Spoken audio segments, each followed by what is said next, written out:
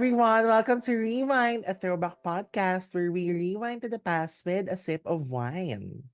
And sino ba sa atin ang hindi nag-e-enjoy panoorin ng mga tapatan ng ating favorite character sa mga teleserye? From feisty lines to intense confrontation scenes, we gotta admit that these scenes have become our guilty pleasure at inuulit-ulit natin hanggang ngayon. Kaya naman, pag-uusapan natin for this episode, syempre, no, nakakatuwang makita kung paano natin i-enjoy yung mga awayan hanggang sa journey nila, pati sa pagbabati nila, di ba? At lalo na sa tatlong mga teleseryeng ito, ang Mara Clara, Inakapatid Anak, and Kadenang Ginto. Kaya naman, i-invite natin ngayon sa Rewind na makipagtsikahan sa atin ng isa talaga sa mga pwede ko na bang sabihin 'to, mga favorite kong writers, isa sa mga favorite kong writers dahil naman yung mga shows niya halos ay favorite ko rin. Katulad ng Tayong Dalawa, Ikaw Lamang, The Good Son, The General's Daughter, at syempre ang recently concluded at napaka-successful na Linlang. So eto na, let's welcome here on Rewind, Miss Danica Domingo. Hello, Miss Danix. Good morning. Good morning, umaga kasi 'to habang nire-record namin, 'di ba? So ang May agang son kami eh. ang agang kuwentuhan tungkol sa mga favorite shows natin. So, Miss Danix, una muna sa lahat, thank you so much for saying yes sa ating Wow, chikahan. oo naman, Vicky. Ba't naman hindi? Ikaw yan. Naku, thank you naman. Naalala ko lang 'no, kasi dati nagtsikahan tayo nung sinabay mo ako pauwi, 'di ba, pa Las Piñas, nung Oo, meron kasi tayong meron tayo pinuntahan. Correct, 'di the ba? South Tips. So, eto na yung longer version nun. Yes, ng Ang chikahan, oo. tsikahan. Okay, Mm. so siyempre 'no, hindi makukumpleto naman ang ating kwentuhan kung hindi natin pag-uusapan ang iyong beginnings bilang writer and ngayon isa sa creative managers ng Dreamscape, 'di ba? So, paano ka ba nagsimula bilang writer? Ano yung naging una mong show? Paano yung naging journey? Ah, ang kinuha ko kasi na course sa UP, malikhaing pagsulat sa Filipino. So, that time, parang, meron akong professor sa poetry na parati akong pinapagalitan tuwing nag-aano kami, tuwing nagka-class kami. Sabi niya, "Danica, hindi mo pinipili yung mga salita mo," ganyan-ganyan. Tapos siguro napikon na ako, tapos sabi ko sa kanya, "Wala naman po akong balak maging Makata." Tapos na-taken aback yung si Sir Vim Nadera, yung professor ko that time. Sabi niya, "Ano bang gusto mo?" Tapos parang top of mind lang, sabi ko, gusto ko pong magsulat sa TV. Hindi ko siya ina-achieve at that time. So parang tumatak yata sa kanya yun. Tapos sabi niya, months later, sabi niya, Danica, may opening sa ABS. Naghahanap sila ng CDG. Sabi ko, ano po yung CDG? Parang Concept Development Group pala. So Mhm. parang that time kasi yung ABS, meron silang isang pool of people na ang trabaho ay mag-conceptualize for TV. So I think, first year in college nung time na yon. So dun, nung nagpa-interview ako, nagulat ako na natanggap ako. Kasi yung mga sagot ko sa interview, parang what's your favorite soap opera? Tapos sinasabi ko lang, kaya ako po pinapanood kasi gwapo po si ganyan. Kasi sobrang ano lang, sobrang casual ko lang sumagot. So, doon ako nag-start sa concept development group under Sir Enrico. Tapos after nun, nag-ano na ako actually, medyo nagpaikot-ikot din ako sa iba't ibang unit. After nun, Oh! kay Miss, kay MNS, kay Malu Santos, yun. Tapos pero most of my shows, Dreamscape talaga. Kasi nag-transition ako from soap sa ibang unit to survey. So, Mhm. dun nag-start yun. Dahil nga first year college lang ako noon, tapos sa Las Piñas ako nakatira. I vividly remember, uso kasi yun yung Meteor Garden. Tapos 4:30 siya umiere. Eh, 'di ba taga Las Piñas nga tayo. So, 'pag Oo. biyahe pa ako pauwi, hindi ko maaabutan yung Meteor Garden. So, ginagawa ko kahit hindi ako pinapatawag sa office, pumapasok ako para makanood ako ng Meteor Garden. So, akala nung mga boss ko, ang sipag naman nito si Danica. Kahit di natin siya pinapatawag, nandito siya sa office. Hindi nila alam nakikinood lang ako ng TV. So, dun nag-start dun nag-start yung pagiging writer ko as a concept developer. Mhm. Ano ang first show mo talaga? Shucks. Ah, for show, yung soap talaga, tama ba alala ko, Panday ata. Hmm, Sorry. Ang first show ko pala ay Kristala. aha, okey. Pansin mo yung time na yun very uso pa yung mga superheroes. So dun Yes. dun ako na dun ako na nalilinya. So yun parang, after Kristala hindi ko natapos yung show. Parang, nilipat ako sa ibang dun na ako napunta sa Panday. Tapos, Mhm. ayun nagtuloy-tuloy na after that. Sa Dreamscape, would you remember ano ang first mo talaga? Siya, Plastic Man. Kung Ah, tama yeah, oo. yan, Plastic Man, Palos. Mhm. Yung mga yung mga superheroes, usually natatawa nga ako 'pag binabalikan ko yung career ko. Usually mga freak shows yung unang nabigay sa akin. Yang mga Kambal sa Umay, yung mga Oo. Taong Daga, ayan yung mga lalaking humahaba, yung mga bias, yun mga gano'n. Kaya nakakatawa. Nakakatawa. Tsaka yun nga, may term talaga for that, 'di ba? Hindi ko alam kung politically correct bang sabihin yun, pero 'di ba, yun yung mga Ano ko lang yun, term ko oo, lang yun. Kasi ang weird niya talaga minsan 'pag binibigyan kami ng concept yung parang, ito kasi yung kalaban niya parang Taong Daga. oo, Hala, kasi at this 'di ba, at this, time yung parang may maniniwala pa ba na may taong daga? So oo. parang siya, parang challenge talaga siya. Yes. Hindi, nakakatawa kasi kahit sa ano, kahit yung ibang writers ginagamit din kasi 'di ba sa kabila din uso yung mga ganiyang concept na Oo, biglang alakdan or whatever. Tapos yan pala talaga nga yung term. Okey, ano naman yung mga shows, Miss Danix, na talagang you loved working on? Like, kahit example lang kasi siyempre sa dami nun, I'm sure, 'di ba? But if there's one or two na 'pag tinanong ka, ito yung answer mo. If tinanong ka what shows yung talagang nagustuhan mo at in-enjoy mong gawin? ah, ang dami kasi alam mo James 'pag nagsusulat ka ng show para kang nagluluwal ng anak. Oo, So siyempre 'pag anak mo siya mahal mo sila lahat kahit may mga yes. pasaway o may mga yung alam mo yun. Pero top of mind siguro yung mga shows na maraming learnings like for example, The Good Son. Mhm. Kasi yun yung first time na gumawa kami ng whodunit, eh. Tapos, Ikaw Lamang. Kasi nung Oh, nagsa-start ako ng career ko, parang gustong-gusto ko talaga gumawa ng period piece. Yung love na nag-transcend through generations. yeah. Tapos niya yung yun, tapos,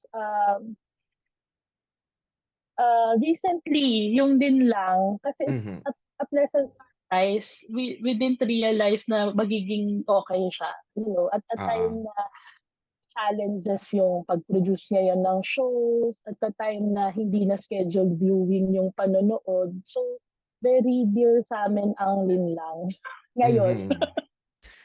Correct. Grabe naman kasi naman ang unprecedented success ng Linlang, 'di ba? From the platform to free TV, 'di ba? Na talagang grabe naman ang ang Hindi, tsaka tagumpay. nakaka-miss yun kasi dahil na nag-ano na to digital yung mga shows, Mm. manonood na lang yung mga tao kung kailan nila gusto. Pero with Linlang kasi, na-realize namin every time magda-drop siya ng 12 midnight sa Prime, Oo. madaling araw kami nakakakuha ng feedback from audience na galing ng ibang bansa. Tapos kaya kami natuwa kasi may mga kakilala kami kunyari sa Dubai or sa ibang bansa, sabihin nila, "Alam mo ba magmi-meet kami ng mga friends namin, hihintayin namin yung linlang para manood." So, parang at a time na individual na yung panonood, nakakatuwa na may isang show na nag-bond sa kanila para magkita-kita. Siguro nagtatrabaho 'tong mga 'to tapos hindi na sila nagkita-kita, ginamit nila yung linlang to bond. Yun parang feeling ko yun yung masarap na feeling na nakapag-connect ka ulit ng mga tao. Oo. Yes. Okay, so eto naman na ang ano 'no, ang medyo focal point ng ating pag-uusapan, ang mga rivalry stories 'no. But since siyempre Miss Danix medyo madami ka ng nagawang ganito 'no. What do you think makes a perfect tapatan show? Ah, paano ba?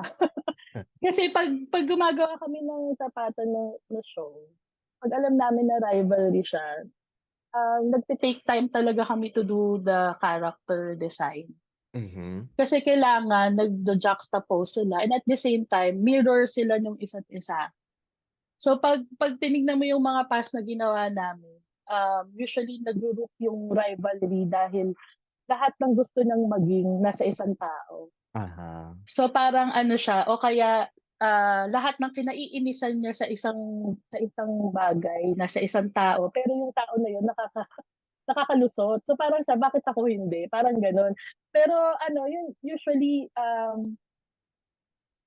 tinitignan ko siya as a yin-yang. Alam mo yung design ng yin-yang, 'di ba black and Mhm, white, ta's may dot ka lang na ba.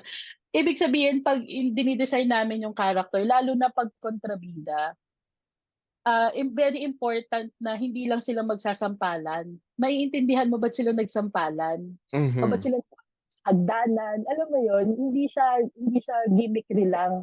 Maiintindihan mo yung pinanggagalingan ng character. So 'pag Yes. dine-design namin yung dalawang magtatapatan, um, fina-fashion namin in such a way na meron silang parehong gusto, pero magkaiba sila ng paraan para makuha yun. So dun Mhm. nagsa-start yung conflict.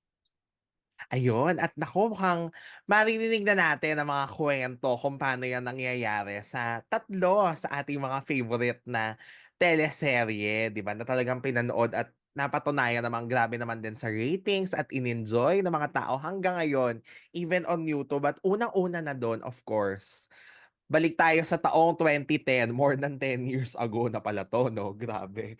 Parang Grabe 10 years old lang ako niyan.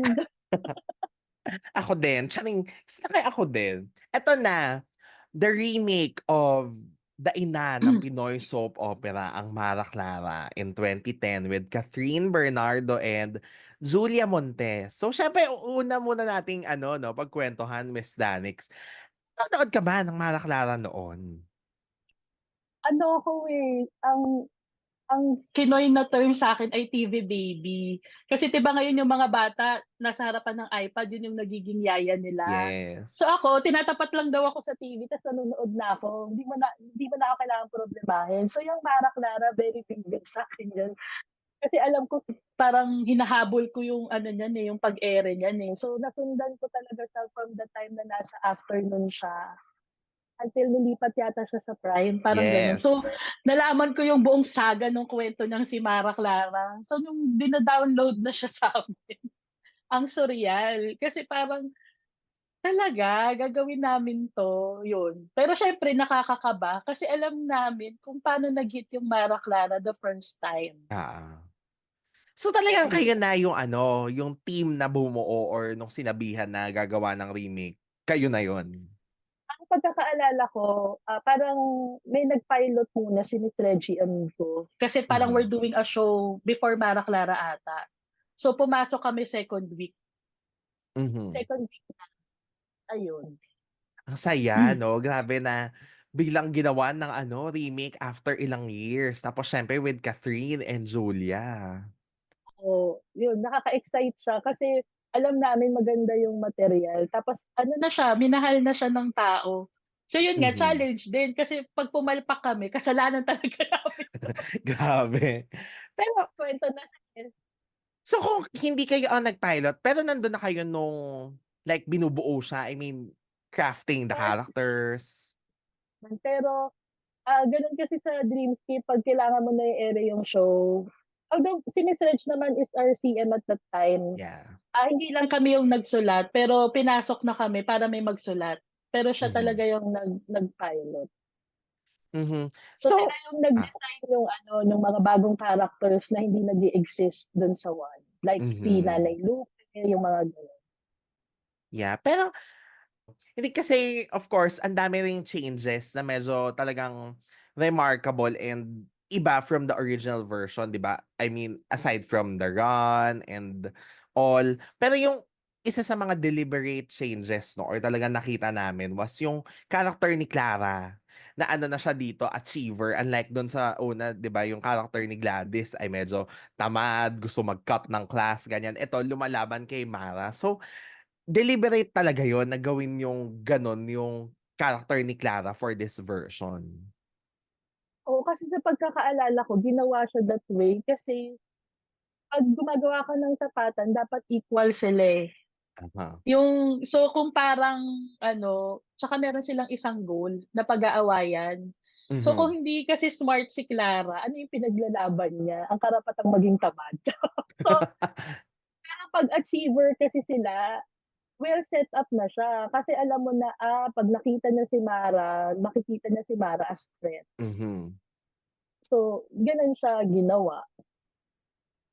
Choosing ano, of course, Catherine and Julia, were you there na or alam niyo na sila agad nung sinusulat niyo na? Ah, Oo, naka-ano na, naka-download na ata na sila. Mhm. Siyempre ano, kilala namin sila na going Bulilit Kids, eh. Eh, siyempre ang nakikita pa lang namin na materyal, ang pagkakaalala ko alam ko kasi si Catherine nagpe-play na nung mga ano, yang ganito, yang Yeah. ganyan. So, napapanood ko yun ta's naa-amaze talaga ako kasi at a very young age meron siyang maturity sa pag-tackle ng character. Si Julia at that time, ang memory ko lang sa kanya ay going bulilit. Pero Mhm. gandang-ganda ako dun sa face niya kasi parang parang Mama Mary na hindi. Alam mo yun, yung parang Mama Mary na may tapang, gano'n. So, parang na-excite ako nung siya finally yung nakuha for the character of Mara. Kasi sinisilip ko kung ano, yung minsan kasi kahit physical attributes, inaaral, eh, 'pag tinapat sila pareho. So yun, Aha. parang na-excite naman kami kasi alam namin na 'tong mga batang 'to, ah may gustong patunayan, gusto talaga they really want to make it big in the Oo. industry. And of course, the other characters like sila Mylene, sila Dimples, 'di ba? Parang ang perfect din na naging casting tas ang ganda-ganda nung ginawa niyong teaser na ako ang ano yun, ako si Almira noon, Alvira ngayon. O, 'di ba? Yung mga ganyan na pinagtapat yung dati tsaka yung original. So yun, kayo din ang mga namili ng mga bago ng artista. Ano na yan, sa higher ups na yan, sila Sir Deo, sila Oo. Sir Ron, yun, sila yung nag-casting kasi nga pumasok kami second week na, eh. Yeah. So in terms of the design of usually naman 'pag casting nasa side nila yun, eh. So Mhm. parang kami na lang yung mag-aano, siyempre yung inano din sa'min na-excite din kami dun sa Jom Hilario. Kasi Oo. si Jom, tinitignan ka pa lang niya natatakot ka na, parang may gagawin siyang masama. Tas ano, ay ayun parang ang nag-fall into place yung casting kung paano namin in-envision yung show. Mhm. Kaya tas yung add-ons pa ng character ni Gina Pareño, originally Yeah. walang lola si Karen. Eh, siyempre Mm. alam din naman namin kung gaano kagaling si Gina Pareño. Tas ang ganda niyang ina-add niya na layer kung paano nahihirapan si Mara sa buhay niya. Yes. Tas ang ganda din na nagbago na si Lola Lupe, 'di ba, nung ginawa nung siya na ang ano kay Clara naman. Yun. Ano, yun din ang laki kasi nung character journey nung Nanay Lupe kaya Yeah. nakakatuwa siya. Yung dati binubugbog niya yung apo niya. Oo. Kaya natatawa kami nun 'pag ginagawa namin yung nagpalit na sila ng ano, ng bahay. Natatawa kami 'pag sinasagot-sagot siya ni Clara. Kasi, Oo. inapi mo kasi yung apo mo. So dun niya nare-realize gaano pala kabuti yung apo na inabuso niya nun. So nagkaroon Mhm. siya maganda yung pagka-ano niya ng ano niya, realization niya sa buhay, ayun. Eto na siyempre ang mga tapatang eksena 'no. Hindi kasi ako ha nung time na yon aliw na aliw ako sa mga linya ni Clara. Yung mga, "I'm scared," yung mga dinadaan niya sa ano, sa pagiging sarcastic, 'di ba? Tapos yung kay Lola Lupe din na ano nga yung sinabi niya na yung 'Di ba binigyan kita ng mag-asawang sampal, gusto mo bigyan kita ng kambal na ano, ganyan. Tawang-tawa ako dun talaga hanggang pinapanood ko ngayon. So, paano niyo pinaplano kapagka magtatapat na si Mara and Clara? Kasi ang ganda din nung ginawa niyo na I think wala ito sa original 'no, na naging magkaibigan muna sila bago sila naging rivals, 'di ba? Oo, kasi parang yung ginagawa siya, parang mas masakit kasi 'pag yung tinuring mong kaibigan yung magiging karibal mo. So, Mhm. dapat yung character dynamics nila. So, yun 'pag in terms of mga ano, mga gano'ng eksena, yung totoo nung time na 'yan, um, parang naglaro kami, yung laro, gano'n. Yung pero Oo. ano, parang hindi naman 'pag inaano naman namin siya, yung kailangan lang well set up yung pinanggagalingan. Kasi 'di ba, dati naman kunyari 'pag naisipan mong sampalin, sasampalin mo na lang, eh. Oo. Ito sine-set-up namin, ba't mananampal si Clara? Ano yung ano niya, bakit siya naging gano'n? Kasi parang ayaw naman namin ng character na black lang, Yeah. bigla na lang papatay, yung gano'n. Kasi parang feeling namin important din, sa affinity ng audience 'pag naiintindihan nila lahat ng characters, hindi Mhm. lang yung bida. So yun, 'pag ano natuwa naman kami kasi nung sinusulat namin 'yan, dalawa lang kami, eh. Si David Aha. Juco tsaka ako. So Mhm. para makaisip kami ng mga linyahan, nag-motivate na rin kami ng mga sarili namin, "Oh, ikaw si Clara, ako si Mara." Gano'n kami mag-isip dati. Eh, siyempre ano, tahimik kasi yun si David pero may maldita streak. So, yung usually yung mga linyahan na ganyan lumalabas yun diyan sa ano namin, role playing naming dalawa, ayun. Ano ang ano, favorite na eksena or part niyo dun sa mga ganyang ano, ganyang mga tapatan? Ay, ano ba, ah, sa Mara Clara kung maaalala niyo yung 16th birthday nila na Yeah. sabay, Aha. tapos yung galit na galit si Clara kasi si Gary ano pa, parang feeling niya nabigay niya yung gusto ni Clara, tinayo niya yung 16th party ni Clara sa basketball court. Oo. Tapos si Mara nasa ano, events place, maganda. Ta's tawang-tawa kami nung hindi naman tawang-tawa, natuwa kami nung pumasok na si Clara, nag-gate crush siya dun sa party ni Mara, ta's sinira niya lahat yung cake. "This is Oo. mine, this is supposed to be mine." Yes. Ramdam na ramdam mo, ay shit, oo. Imagine nakakaawa si Clara nun kasi displaced talaga siya, eh, kasi from mayaman to mahirap. So ano, tuwang-tuwa kami dun sa eksena na sinira niya lahat yung meron dun sa birthday ni Mara. Oo. Ayun, so far yung mga ano namin, Pero gusto alam namin na tips. ang galing din ng mga direktor niyan 'no, kasi ang ganda ng pagkaka-setup niya talaga dun sa nung nakita ni Clara yung party niya ta's yung puro plastic yung dekorasyon. Oo, Tapos yung finocus niya yung mga guests na hindi naman niya kilala ta's yung itsura niya. tsismosa ng ano, barangay. Oo. Saka tawan-tawa kami nun kasi kung tama yung alala ko, proud na proud si Gary. Oo. Na ang laki nung party na binigay niya kay Clara. Hindi pa pala siya satisfied. Ayun.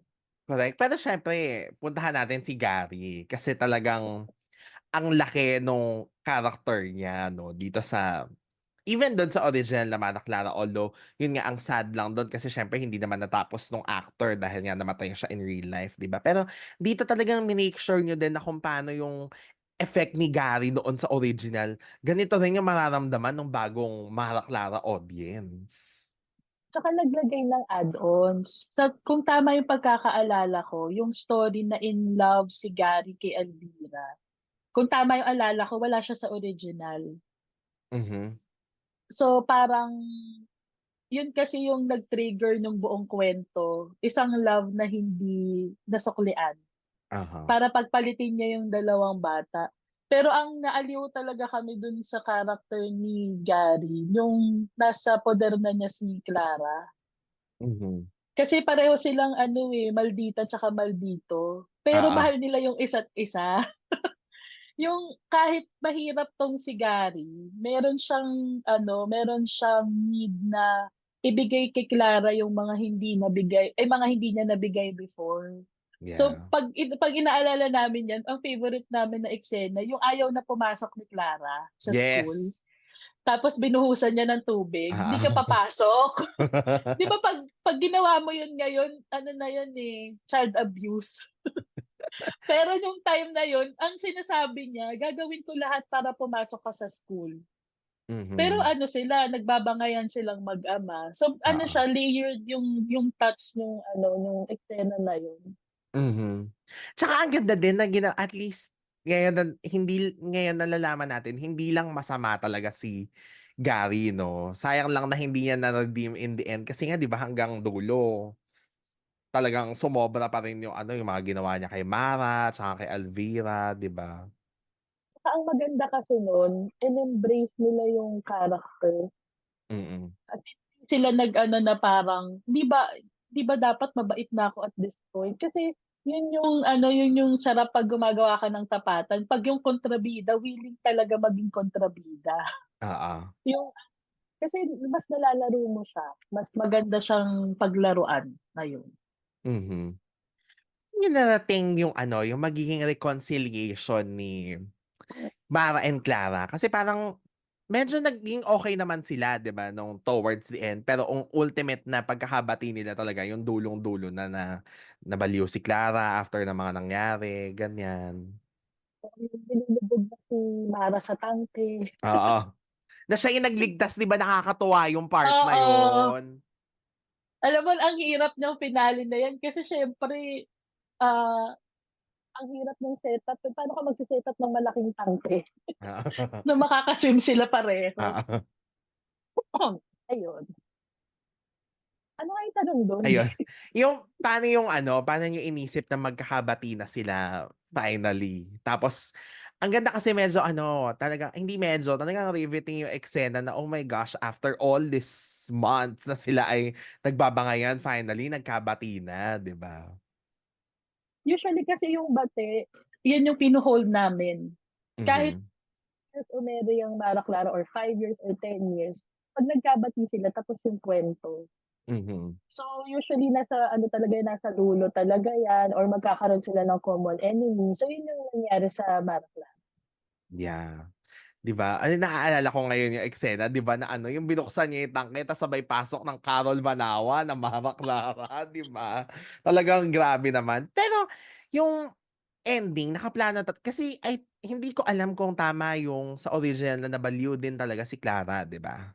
Tapos gano'n din yung nangyari dito. Hindi ko alam kung gano'n nga ba sa original pero paano yun na nakaplano ba talaga sa inyo na gano'n yung magiging mangyayari muna sa kanya before yung lahat magkaayos. Bago namin inano yun, kailangan matutunan ni Clara yung lesson. Oo, Parang 'pag tinignan mo full circle siya. Nag-start kasi yan sa friendship, eh. So, yeah. parang nagkaroon siya ng realization na itong tao na 'to is not out to get me, she's actually a friend. Kasi, nag-start yun yung nakita na niya na masama din pala talaga yung tatay ko at siya yung gumagawa.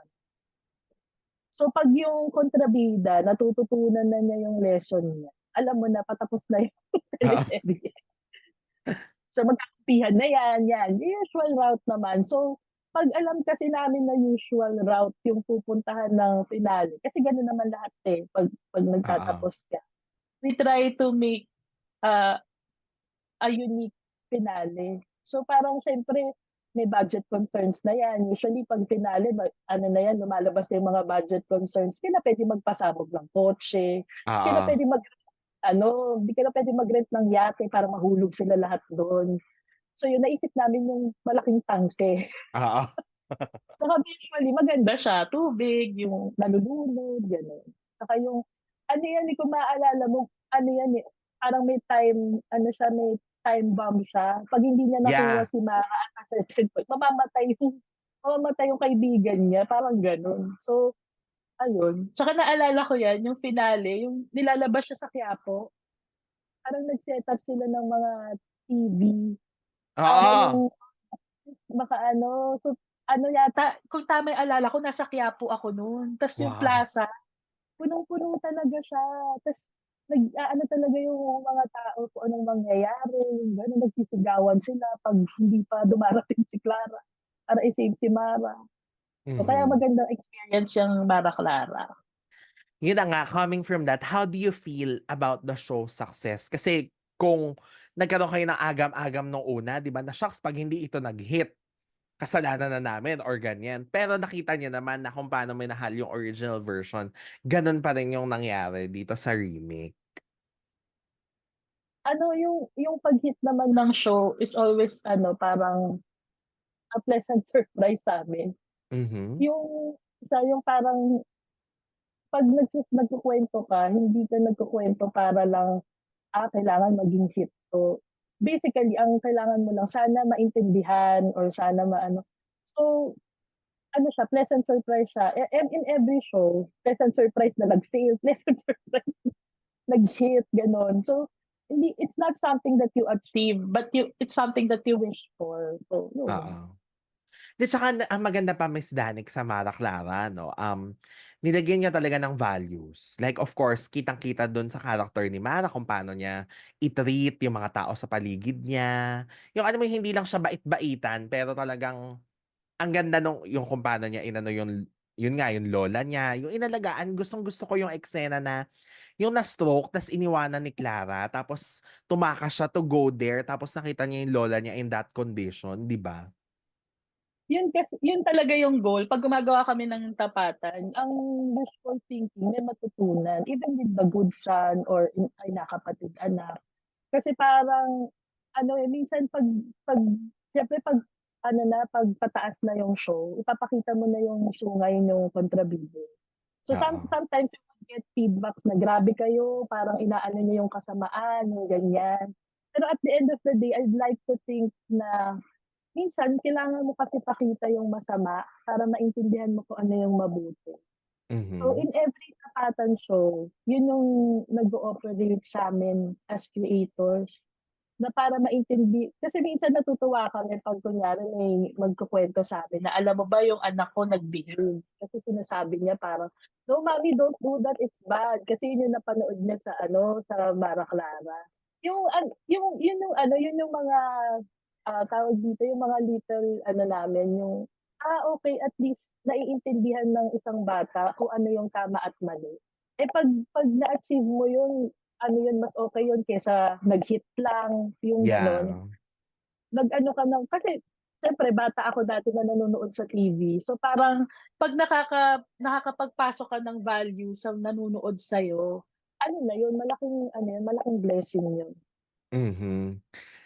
'Di ba at saka grabe yung effect din kasi 'di ba yung eksena na akala ng lahat namatay si Mara although siyempre alam naman nating lahat na mabubuhay siya, 'di ba? Pero yung batang nanonood 'di ba, yung umiyak siya sa TV.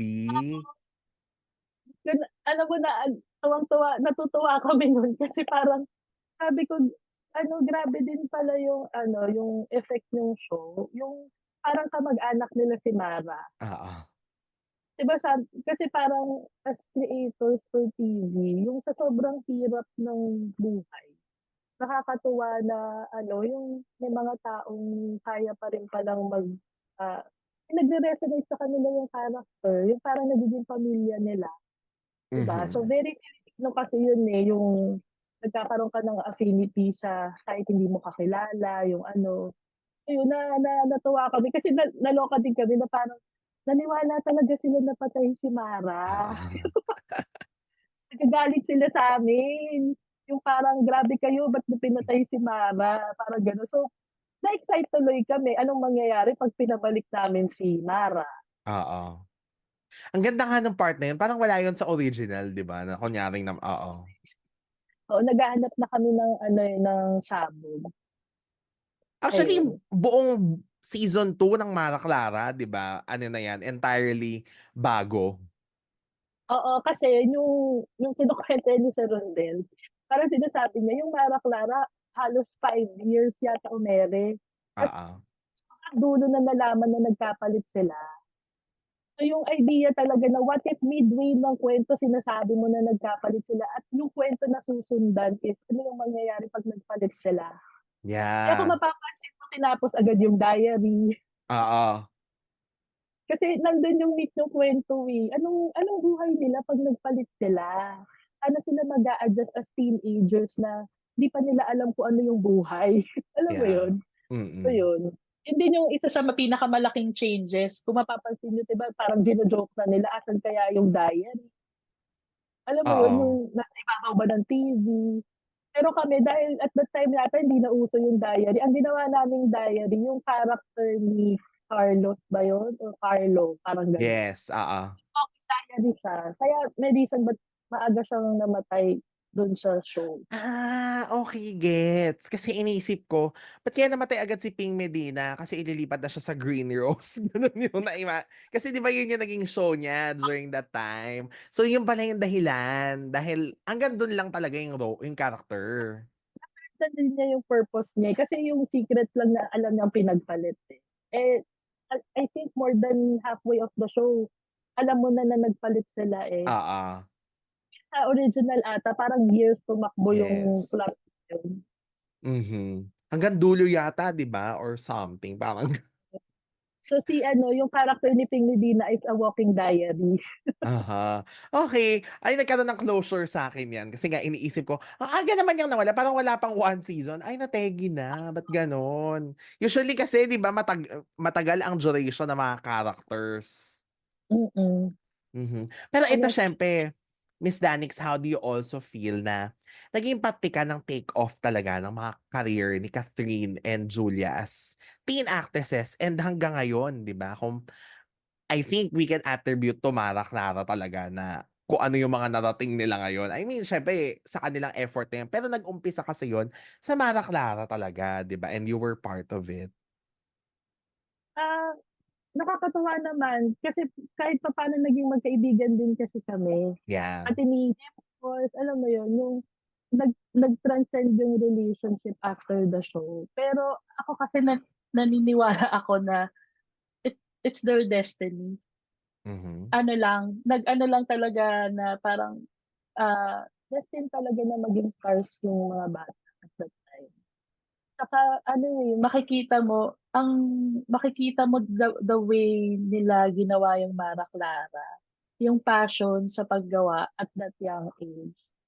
Pero I think more than yung stardom, ang pinaka naa-appreciate ko dun sa dalawa is never silang nag-away in real life.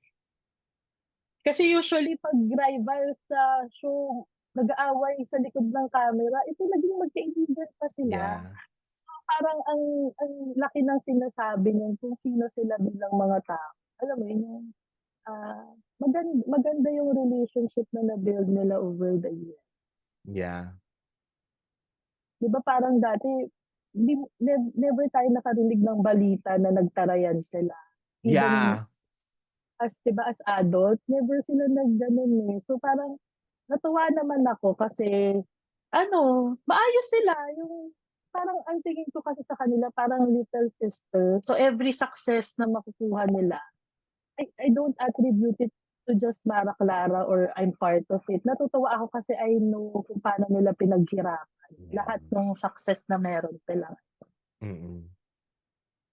Pero ang ganda nung pinoint out niyo na yun nga, napansin ko din yun kasi na most sa mga ganitong shows 'no or kahit after that, yung sila talaga yung naging magkaibigan ng totoo behind the Mm, scenes. ayun. Eh, maano maayos sila na tao, eh, Oo. yung tsaka feeling ko hindi masyadong pumasok sa utak nila yung stardom nila at that time. Uh-huh. Kasi kung ano yun, nag-compete na sila sa isa't isa, yung 'di ba, dapat mas ano, dapat mas maganda yung new show ko. But Oo. they others, which is 'di ba, sa dami naman ng rivalry sa iba't ibang generation, parang isa sila dun sa mga hindi talaga, alam mo yun, yung nag-away sa personal life. Yeah. So, parang nakakatuwa, ayun. So dapat gawa na ng bagong project talaga si Catherine at Julia. Wow, I'm vouching Ako for dream it na magkasama dream na project sila, ko yan, oo, dream project ko yan, 'di ba? magsama sila ulit. Kasi siyempre iba na sila ngayon as actress, 'di ba? Yes. So ano na 'to, ibang laban na 'to. So parang yun, hino-hope ko one day kung mangyayari, sana I'm part of it.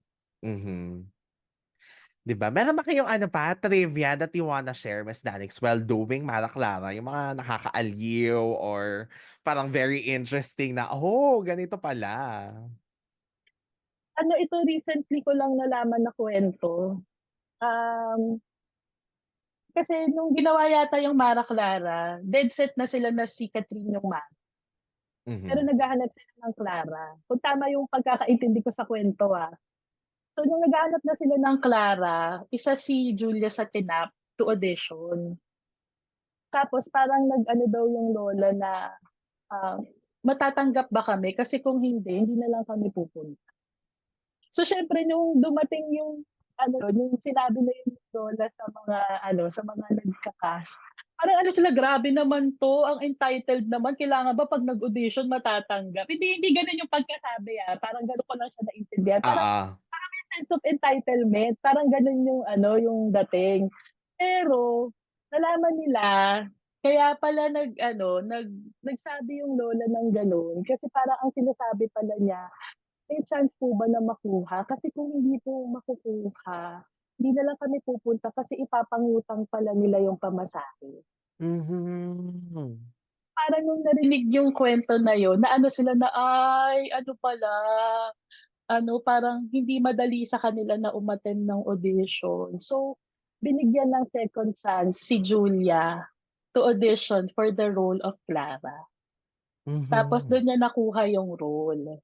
So, parang 'pag naririnig ko yung kuwento na yun, parang naniniwala talaga ako na destiny destiny niya yun, na kasi dun lahat nag-start for her, eh. So, sabi ko, wala, nasa ano na 'to, nasa stars na 'to, walang makakakuha sa kanya nito.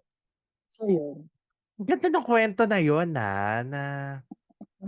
very mukhang it's really meant talaga for Julia, 'di ba? And for Catherine also na yun nga, sila ang nailagay bilang mga bagong Mara Clara stars. Okay, natapos natin ang Mara Clara, tawid tayo dun sa next show. Eto ako talaga, ano 'to, naging household ano siya sa'min, favorite. Talagang gabi-gabi, sinusubaybayan namin yung haba ng takbo na 'to, ha. Ina, Kapatid, Anak.